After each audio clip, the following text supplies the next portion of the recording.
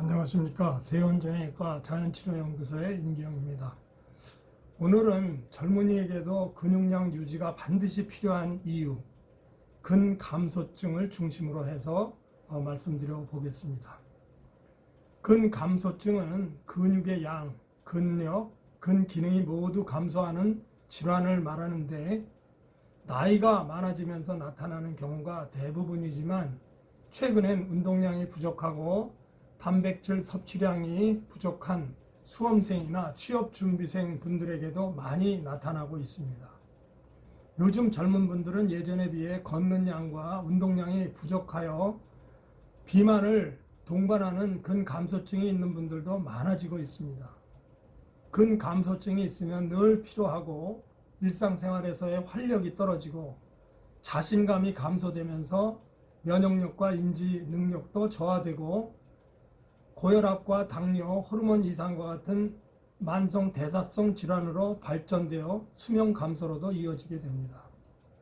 근감소증에 대한 진단은 종아리 근육량의 감소, 손의 근력 저하, 걷는 속도의 감소 등 증상 확인과 다양한 근력 검사나 운동 시행 검사 등이 이용되지만 흔히 많이 쓰이는 방법은 인바디 체중계를 이용한 체중 질량 지수, BMI 지수를 계산해서 인체의 비만 지수를 통해 상대적인 근육량을 추정하는 방법이 흔히 쓰입니다.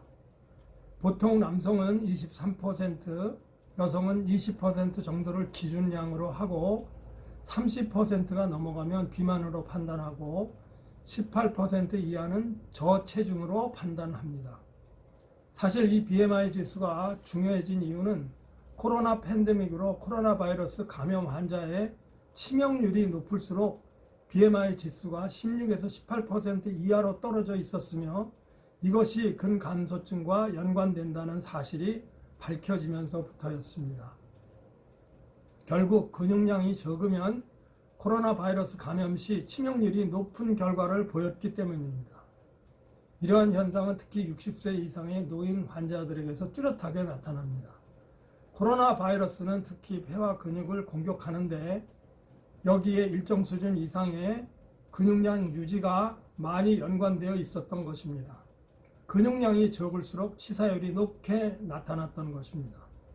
특히 코비드-19 감염자 중 중환자실에 입원되었던 환자들의 20 내지 30%에서 대퇴부 근육량이 현저한 감소를 보였으며 급성 코비드 감염 시에는 바이러스나 과다 면역 반응에 의해 운동 뉴런과 인접 근육에 손상을 주어 근육 약화가 훨씬 길어지면서 재생되는 데에는 2년 내지 3년이나 걸리게 되는 경우도 있었고 일부 환자에서는 길랑바레 증후군 같은 심각한 전신마비성 신경염증 질환으로도 나타났다고 보고됐습니다.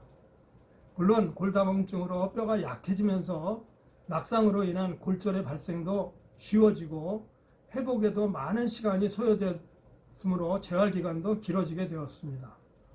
더욱이 근육량이 감소하면 근육 수축 때 분비되는 마이오카인 호르몬의 감소로 뇌세포의 퇴화와 재생이 저하되면서 전반적인 인지 기능이 떨어지므로 반드시 일정량 이상의 근육량 유지가 노인은 물론 젊은이에게도 반드시 필요한 것입니다. 특히 수험생이나 취업준비생 분들은 운동량 절대 부족으로 근감소증이 나타나는 경우가 대부분이기 때문에 만성 피로와 인지기능 저하로 인한 학업 성취도가 현저히 떨어지므로 반드시 일정량 이상의 저항성 근력 강화 운동과 필수 아미노산을 포함하는 단백질의 섭취가 가장 중요하겠습니다. 여러분, 다음 시간에는 근감소증에 대한 필요한 저항성 근육 강화 운동에 대해서 알아보는 시간을 갖도록 하겠습니다. 여러분, 오늘도 파이팅 하십시오. 감사합니다.